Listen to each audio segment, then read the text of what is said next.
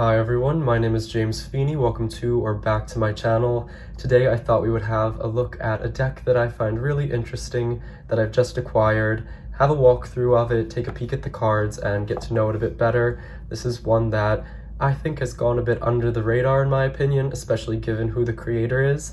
The creator is James R. Eads, I believe. Hold that up right there.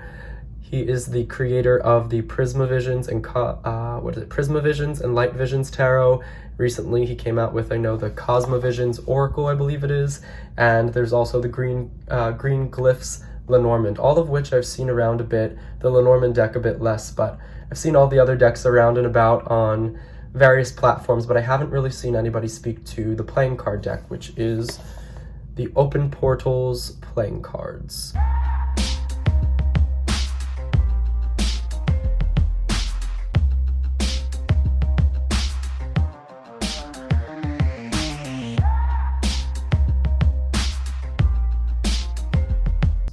And I saw this on his website. I personally found it to be really cool, so I decided to pick it up, and there are a few things about it that I find that set it apart, that make it a little bit more interesting in consideration of the fact that it is a playing card deck, which, might seem a bit more mundane. So this is the box that it comes in. It's a larger box. At first I thought the cards were going to be larger than standard playing card size, but that's not the case. It's a hard box, a two-part box, and you'll notice on the sides here, it says that 3 to 4 players are required, gives you the amount of time that a game might require, and the ages that are suggested for playing this game. Now, the funny thing about this deck is that it was designed specifically with a very purposeful game made around what the playing card deck entails, but it was also designed to be used for divination. So I like the fact that the intention behind the creation is twofold. There's the divinatory aspect and the fun game-playing aspect that one might try to use and utilize the deck for. So, also my voice is a bit gone. I apologize. It's a bit raspy and hoarse. So if it's in and out and it sounds a bit different, that's why. Allergies are kicking my butt this season. So there are 56 cards. I believe it comes with 4 jokers. I have opened the deck and looked through the cards, but I kept them all in the order that they came in. I just couldn't help myself from looking at it. So this is the box when it comes apart. You'll notice that this is where the cards are housed in a more standard sort of tuck box, cardboard tuck box. And then we have another cutout for the pamphlets that speak to how to play the game and also how to use the deck for divination. So Open Portal for Oracles is, as I'm thinking that it's going to be the way that it's intended to be used in a divinatory way. And then we've got how to open portals. So I'm thinking that this is actually how to play the game. So I have not actually opened these. They're kind of complicated pullouts, so we'll open them together. I was scared I wouldn't be able to get them back together. But now that we're here, we might as well see if we can have a peek at what they are. Alright, so it appears pretty complex. It's quite large. I don't want to accidentally burn up the sheet by holding it over the candles, but it's quite big. How to use this, there's a segment on even how to use the manual. Similar to a tarot deck, Open Portals can be used as an oracle deck for meditation and reflection. Within this manual, you will find the meanings behind all the 56 cards in the deck.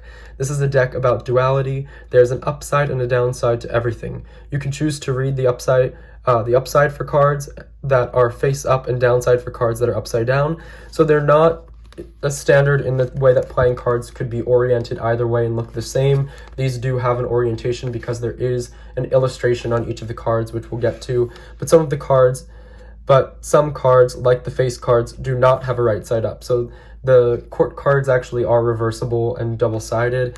You will have to use your intuition to guide you. Open Portals can be used in any other classic tarot spreads, but within this manual are 4 suggested spreads using the energy of 4 myths. The myth cards tell the story of open portals, and each has its own associated spread to offer enlightenment or interpretation of a particular situation.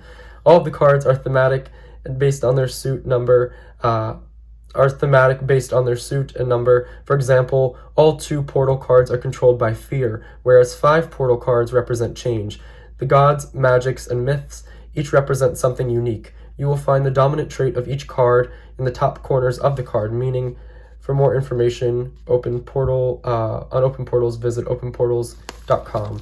So one of the jokers is the Myth of Kuzo. I believe you have 4 jokers, and I know that the game, I think, revolves around this specific joker a little bit more heavily. So actually this pamphlet here that said open portal for oracles, that's the one where we would see divinatory meanings. We might pull up 1 or 2 of these meanings, just selecting cards at random after we go through. You can see there's an interesting spread here that gives a sort of spiral, and that's going to be very interesting to look at as well. We might peek at that. Let's see what else we've got going. Oh, it's double-sided as well. So you get quite a bit of information. You get about a card size worth of information on each card, which is funny. And of course, they are color-coded to the suits themselves, which is helpful. I'll also add that, well, I'll wait a second on what I'm about to add. This is the next pamphlet, which is going to tell us how to play the game, I believe. So, let's see. These pamphlets are large. Maybe lighting candles isn't the best for this. Let's see. So we do need 3 to 4 players, so this isn't something you can play on your own or just with one person. The objective, be the player with the most points after 3 games, or be the first player to 36 points. So there is a point system here. Talks about how to open portals, how you score points, summoning. So it is a more in-depth game. There's blocking abilities, the ending of a round, counting your hand, passing. So it does appear to be a more complex card game, not necessarily just like a Go Fish type of endeavor, one that you would probably want to sit down and really get into before, allocating that time. You probably have to put some thought into it. But we won't get so much into the actual card game. If you want to know more about that, of course, you can go to the website. I'm going to put a link to the website where you can see all of James R. Eads' work, including another version of this deck. Now that we're actually getting into the cards, there are 2 versions. I've actually ordered the other version. It is a more reasonably priced deck for being an independent deck, in my opinion. I believe they run about $20 on the website in USD. These are what the backs look like. This is the light version, similar to how the Prisma Visions and Light Visions Tarot are kind of the same deck, but in different color palettes or tones. There is a light version, which is this one, and there is a darker version, which would, instead of having cream, would have more of a black color palette. And then in the coloration of the cards, where we would normally see white, in the dark version there will be black, and where there's black, there will be white. So it's just flipped in that way. The color palette seems to be mostly black, white, blue, and red from what I gather. The same applies for the darker version, but of course they're switched.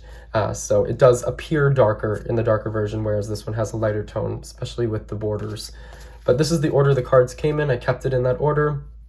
And without further ado, I guess we'll have a peek at all of the cards. Like I said, these are the backs. It's standard playing card size. It has a linen finish, which is very slidey. So it is pretty high quality, or at least it appears to be. And so we will have a peek. First card we get is a Joker. We've got the Myth of the Fractal Tree. All of the Jokers are going to be a myth in this deck, and there are 4 Jokers, 2 of which are at the beginning, and 2 of the Jokers, for some reason, are at the end of the deck. I don't know why it's structured that way, but it seems to be. So we have the Myth of the Fractal Tree, Myth of the Great Mother, Natural Magic. All of the aces are a type of magic, from what I've seen.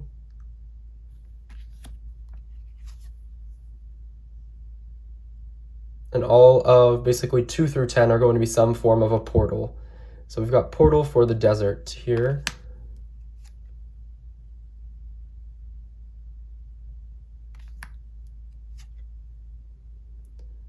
I tend to like the way that the color palette and art style is for this. I do like what I see from the Prisma Visions and Prisma Visions and Light Visions Tarot, but the more, I guess, surrealist or more impressionist, I'm not super familiar with art terms, style is a bit, I don't know, something about it just doesn't appeal to me enough to actually take the plunge and get the decks. I may at some point. I like the look of the Cosmovision Oracle a bit more. That one's been sold out for a while, so I haven't gotten around to getting it, but it is one that's on my list. But I do like the way that the art was done in this a bit more than the tarot decks for whatever reason. Although it's somewhat similar, you can see a continuity. I do like this one better. So Portal for the win. So there is clearly a system in terms of the suits and the numerology as we saw in that brief little look at the pamphlet, which we'll return to at the end. Portal for the tide. Here, maybe it's easier if I just hold this up. Portal for the animal.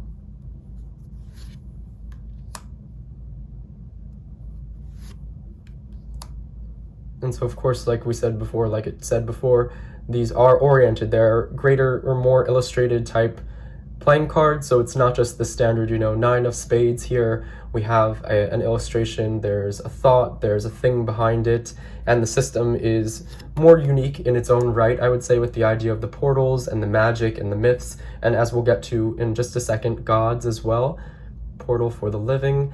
It said before in the thing, so I'm kind of repeating, there is a sort of duality or a dual nature to this deck. It does cover what seems to be both light and dark topics, which I appreciate. So it's not super fluffy, but it's also not eerie and off-putting or disconcerting in any way. So I think it's balanced in that way, which I also appreciate. So the jacks, the queens, and the kings are all going to be a god of some sort. We see the god of life and death. Something about this feels very, cosmic, I guess, more high energy, grand picture, less mundane, less practical. I appreciate it for that quality. I think, like the pamphlet says, it would be great for meditation. I think this would be great in readings that have more so to do with higher levels of purpose and interpreting one's path, spiritual matters, things that are a little bit more existential as opposed to, what am I going to eat today? What should I do regarding my career? I'm sure you could use this deck for those sorts of things, but I'm not sure that I think it's better served for higher mind type inquiries. You'll notice, I guess, the fact that there's similar color palettes for each suit, where we get those pops of red now in the diamonds. And I like the more abstract nature of the art. We aren't seeing very literal people, and when we do see figures, they don't look like our daily sort of person we might find on the street. That's something that I look for in a deck. I don't like to look at people and see what looks like a real person. I do appreciate when they seem like more of a concept or an energy or something that's a little bit more outlandish, because that way I can project onto it whatever I please, as opposed to feeling pigeonholed into one sort of image. The god of fires, god of stars. You may notice that, for example, the queens do have a more feminine look to them, but they're still called god, just as the kings and the jacks are. I'm guessing that's more of the gender-neutral way of approaching this. God of light. I know there is one god who's different. And then for some reason we start to go backwards through the suits at this point, so we get another set now that we're into the clubs. God of time, god of knowledge, and god of synchronicity. So the darker suits are going to have a lot more of that deep blue undertone, whereas the red suits are going to have more of those pops of red like we saw. Portal for the time traveler. And you'll notice that some of these suits are more traditional in terms of playing cards. Things like, well, when we get to the hearts, you'll notice that a lot of them have to do with healing and love, and that's something that, of course, is going to correspond more to that watery and emotional attribute that we might equate with the hearts, similar to cups and tarot. So they do stick to this sort of suit idea. So it's not, while it might have its own system, it is based in something.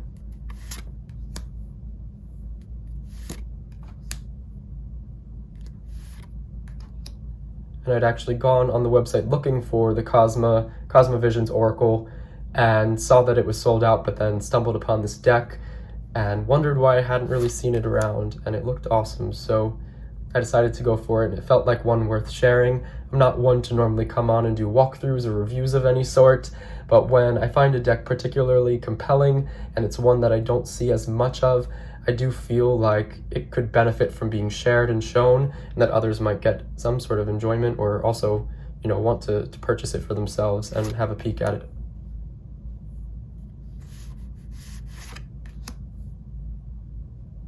Time magic. So it seems like the clubs have a lot to do with time from what I've seen here. We have the idea of forgetting.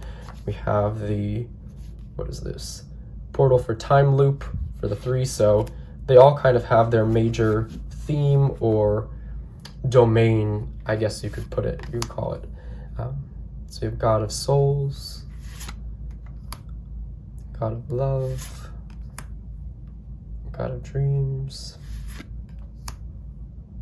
Then we'll see here the idea of Healer, Portal for the Dream World. So dreams, it is more of that watery, psychic, emotional, intuitive feeling we get from this suit. And you can even see it in the artwork, the way that it's more wavy. So there is a big attention to detail here. It seems very methodically thought through. I like decks that have a lot of intention and thought put into them. I think that that adds to the complexity of the way that we can then read the cards and intuit for ourselves what we're looking at. So all of those things I do very much appreciate, although I haven't gotten a chance to do any readings with this deck. So of course this is mostly just a walkthrough and mostly, I guess, kind of first impressions. I have looked at the cards, but yeah, they're really just getting a look at the cards and what the deck's all about. So now we get the other 2 jokers. So there are 4 jokers in here. We get the Myth of Chaos, or Chaos, however that's pronounced. I'm guessing it's Chaos, but just spelled differently. And then the Myth of Kuzo, who is the main sort of theme or player or figure in the game portion of this deck, if it's going to be used as a game. So there's that. I thought we might have more of a look at the pamphlet and pull a card and see what and how this is used. Let's see, it says it has 4 spreads, so I'm guessing there are spreads also on the back. Let's see. So we see the Myth of the Great Mother. So there's a bit on each of the myths, and it seems like the way that the spreads are, each of the jokers or each of the myths gets a spread that is corresponding to it. So the Myth of the Fractal Tree has a spread that's more in the shape of a spread tree, I should say. And so we get things like the upside and the downsides. If you want something to be different, then look at the branches of the fractal tree to understand that every outcome there are dozens, that for every outcome there are dozens more that have not yet been lived. The fractal tree is infinite and boundless. The downside being, apparently, its branches spiral out into infinite timelines and realities in which everything that could happen will happen and has. So that can be a bit overwhelming if you ask me. So we get things like that first fractal tree at the base. We have a significator card, the beginning, the middle, the outcome. And so this would basically be just playing out, I guess, a series of potentials or outcomes and options for somebody and seeing which one we want to then choose. So the idea of the tree, we have the Great Mother spread. So that's very interesting. And it doesn't seem like we get much in the way of spread positions, at least in the Great Mother spread we don't as much. But we do get some background on what the spread is about and what the Great Mother is about. We have the Myth of Chaos. So we have a significator, first action, reoccurring problem, suggested course, outcome. So this one has more more spread positions, you could say, and a little bit on that. And then, yeah, the Myth of Kuzo, and this one seems to be speaking more so to about the idea of a journey. So it's really, I think, the idea of the game and the idea of Kuzo. He's the fool, he's the hero, and it is the hero's journey, and that's the way that the game plays out, and that's more of the theme of the deck, is that, yeah, Kuzo, I guess, would be like our fool. And so the spiral is more symbolic of readings that would entail a journey, like life, or just things that we have questions about. So very interesting in that regard. I guess we'll pull a card at random and have a look and see what... Is one of these cards upside down? A few of them are. My bad. We'll see what the pamphlet has to say on any of them.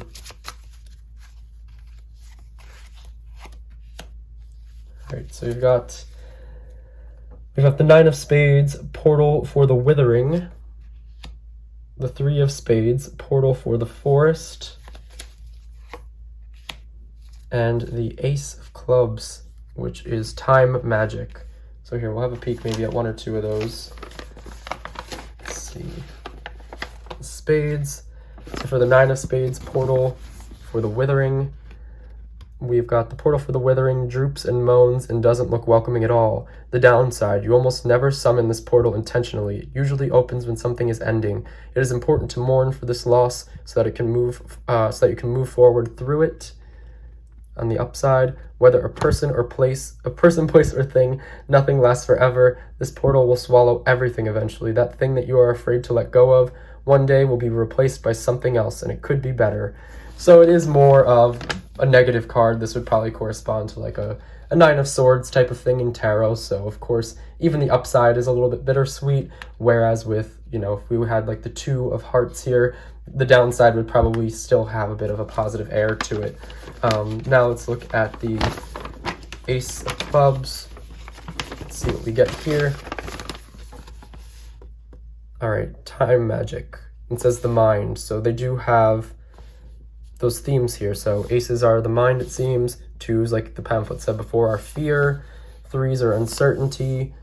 Fours, structure. Fives, change. So they are a little bit more traditional in their numerology, it seems. We would imagine 5 is quite disruptive and change-oriented. 6 is more of that divine, sort of peaceful card where things sort of come together. So this all seems to be making a lot of sense, although fear for 2 is a little bit of its own, in its own right, but I can see how that could be interpreted in that way. But with this ace here, the magic is the driving force behind it all. The perpetual hourglass contains memories and events that, when lumped together, form what we know as life. Downside, time magic can be cruel. It can make things drag on or go by too quickly. If you find this card in a reading, perhaps your relationship with time needs to change. The upside, time magic can heal wounds unlike anything else. It has the power to repair the heart and the mind, and it can be used as a key to understanding as long as you are patient. So I really like the way that these quick interpretations from the pamphlet work. I think it's useful, it's punchy, it's quick. I like the illustrations. I like the overall themes that are more grand in their scope, things like time and space and love, things that transcend, I would say, the minutia and humdrum of the daily life.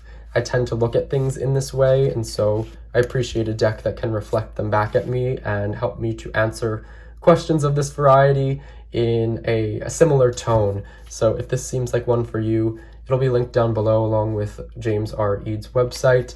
Just thought I'd pop on and share this one. Let me know what you all think, and if you really did want a look more so at the way the game is played, but I figured, given what my channel is and what I speak to, it seemed like not necessarily the thing that would be wanting to be seen the most. But until next time, I hope you are all well. Like and subscribe if this was fun or interesting, and until next time, bye.